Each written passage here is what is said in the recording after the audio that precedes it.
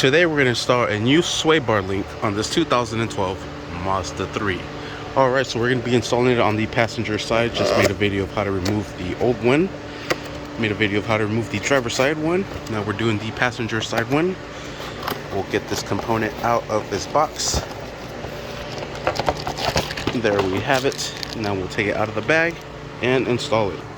Alright, and there we have it. And we'll slide this into place. This one will go down on the bottom one, and this top one right up on top, just like so. We'll put the nut at the bottom. It already came off.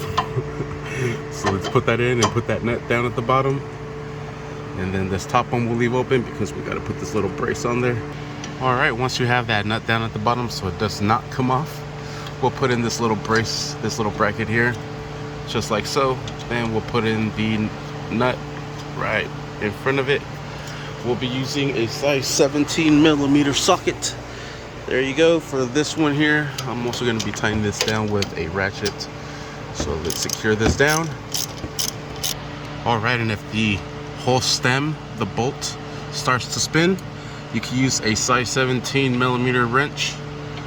There's a slot right in the back that holds it into position. You can see it right here on the bottom side, and that will just lock into place, and then you can secure it down. So the same thing with the top one, we'll lock it into place and finish securing it down. Once you have the top one secured, secure the bottom one.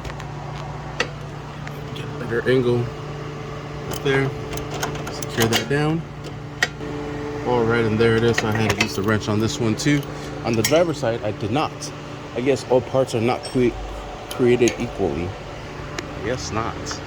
All right, so there we have it. Sway bars installed on the passenger side and on the driver's side. There's the old ones. Sweet. And that will do it. Thank you for watching. Please like and subscribe. All you got to do is put on the wheel. Like I said, you don't have to remove the wheel to access this. I just did it to give me more open space. I do have a lift. Makes life so much easier.